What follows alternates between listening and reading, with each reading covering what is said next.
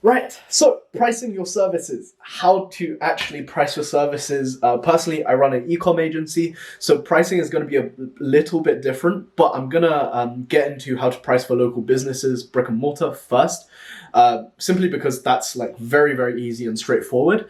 And then I'm going to talk more on the e-com side because that's where things kind of get a little complicated and there's a lot more variables to consider for that. I've been getting asked how you price your services for SMMA, social media marketing agency, especially for the paid traffic side of things. I'm not really going to cover social media management because that's very ROI driven, which I don't really like. And with those services, you really just kind of have to just throw a number that you think is reasonable and affordable for the business owner, which I don't really like that style of doing things simply because, you want to be able to bring legitimate value. And personally, I'll show you guys how to price your services so that you're still confident to bring them at least an overall 2x return on investment on both their ad spend plus their retainer fee. So let's get into it. Pricing for local businesses, very, very simple. What you need to do is you need to find out the average customer lifetime value. Essentially what that is, it's the average spend per customer and multiplied by how many years they stay for and how many times they on average go a year, and also on average how many customers that they refer to the actual business. What I mean by that is, it's the potential value of a customer, because for example, with a local restaurant, for example, if you like that restaurant, you're going to go multiple times in the same year. And most likely, you're not going to be eating by yourself. So you're going to bring all of your close friends and stuff. And then they're probably going to start going as well. So the LTV for an average customer in a restaurant, let's say, is actually much, much higher than somewhere, let's say, than e-commerce, where most of the time it's just a one-off transaction and the conversion rate for long-term customers is actually a lot lower. What you would do is on the sales call, you literally kind of work out what the LTV is for that business with the business owner and get the business owner to agree with you on a number. Don't do this thing where, you ask for the LTV straight away, because most of the time, local business owners, they're not going to be that, clear with their own numbers, profit margins and things of that nature. And the general, by the way, sorry for the background noise. My housemates have friends over. But anyways, so with local business owners, they're not going to be very clear on their numbers simply because they're running a brick and mortar business. Not everything is as trackable. And a lot of the time, they're slightly older mentally and they don't really understand how business works on a statistical level. So yeah, you're going to have to really walk them through this process, which still isn't too hard, by the way. So yeah, then how you would price your services is you would work out the average CPA, so cost per acquisition, and then you would multiply that. So that's going to be how much ad spend is required to get them a new customer. And then you're going to multiply that by how many new customers you expect to bring them on a monthly basis. So that's going to be CPA times how many customers, and that's going to be how much ad spend you want them to spend. Once you have that, sometimes, for something like dentistry or any B2B services that are local brick and mortar, you're not really optimizing for CPA, you're optimizing for CPL. Because, so what the difference kind of between that is, for example, if you're running ads for a restaurant, you want to directly be able to bring people in through to the door. However, with something like dentistry, it's going to be a lot harder and it's going to be varying based on, the closing rate of their actual sales team. So that's why you should optimize for cost per lead as opposed to cost per acquisition. So very different concepts, but once you kind of take a few sales calls, it's going to make sense to you.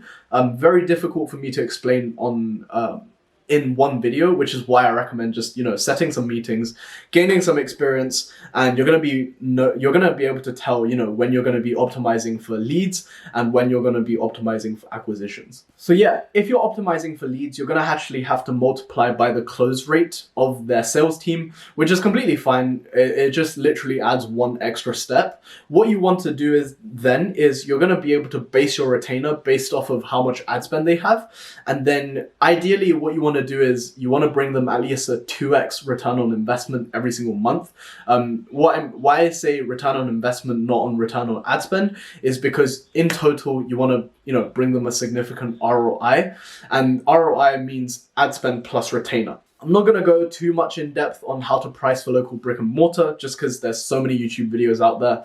But e-commerce is actually something that, not many people cover, which is what I'm going to be covering right now. So how do you actually price for e-commerce businesses? This is actually very, very tricky, and it's going to take a lot of experience, and you're going to eventually kind of get a gut feeling.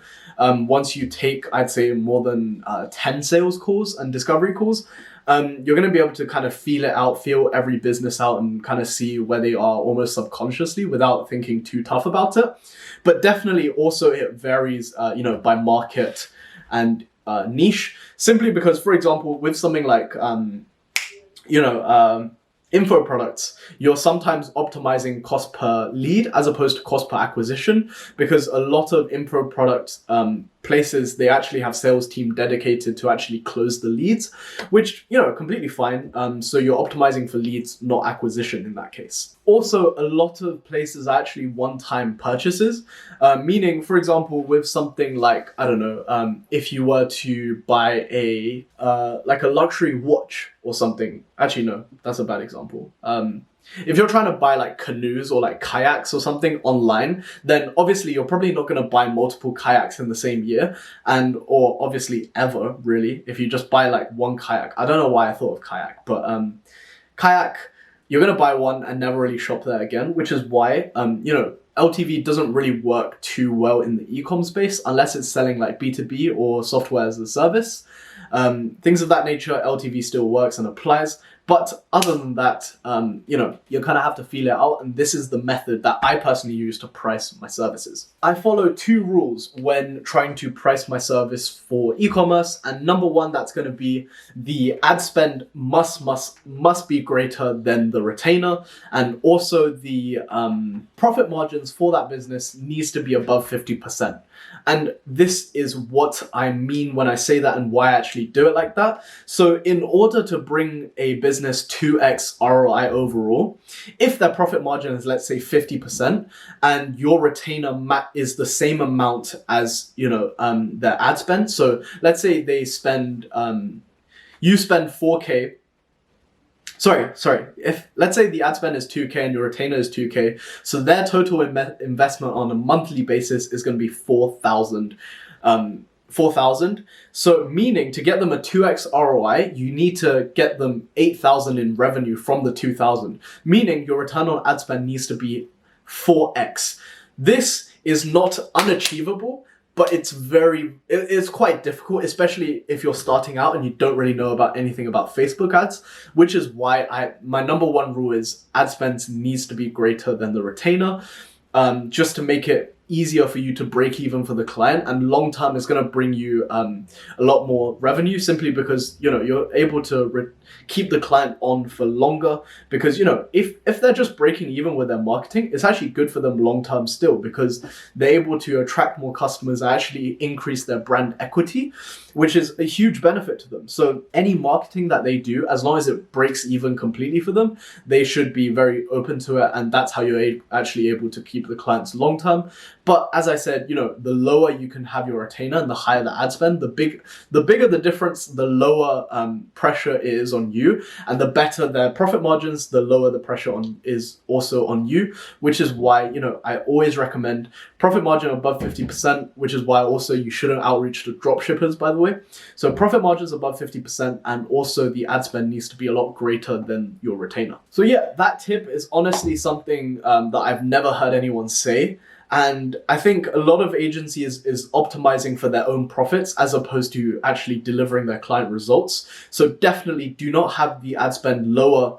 I know some agencies that have have ad spend at 500 and charge 1,000. Do you know how stupid that is? Like, oh my God, don't even make me get into it. But yeah, optimize to get clients results, not for your own profit maximization. That comes in later down the line when you actually are more established. So definitely optimize and price your services to get your clients the best results. And, delight your customers, like Warren Buffett says, and also make sure your clients' results is top of your priority list. And, your profits in the beginning, as long as you're making something or breaking even at least, you should be fine.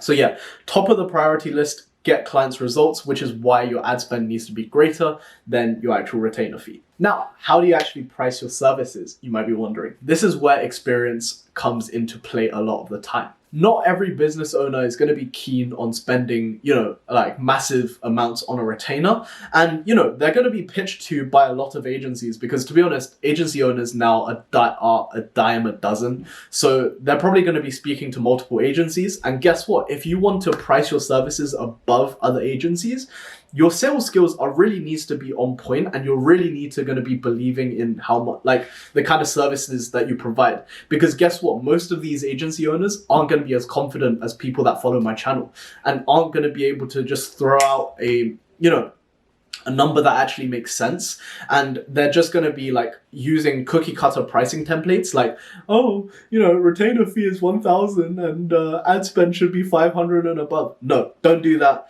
I promise you, you're going to get screwed that way. And so imagine if you're competing against 4 other agencies, you're the 5th one, and you're pricing yourself at like $3,000, whereas all of the others are pricing them at $1,000. You have to really make it clear and convey the value to the business owner of why they should pick you over the rest of the crap agencies out there. So yeah, to be honest, for me personally, selling a higher priced service and actually quoting people at like 3,000 to 4,000 is actually a lot easier for me than quoting someone at 1,000, just because I'm able to actually explain why they should pay that much. And also, because this is a service, B2B service that they're paying for, the more they pay, the better the service tends to be anyways. And also the more that they can pay, guess what? They're going to be less headache for you, because the 1K clients are honestly so annoying to deal with that it's going to discourage you from even having an agency. So I promise you, don't be afraid to price your services. Just be sure that you're able to justify, the price that you actually give. And I'm going to be making videos next week on how to actually handle pricing objections and how to handle some objections overall, and like the overarching kind of structure that you should follow with all objections. So yeah, stay subscribed for that and check that out in next week's video. In the meantime though, subscribe, like this video, and comment down below any questions you have on pricing your services, and I will see you guys in next week's video. Or also going live answering subscriber Q&As every single Monday, 7 p.m. UK time. Follow me on my Instagram right here, and yeah, I'll see you guys in the next one. Bye guys.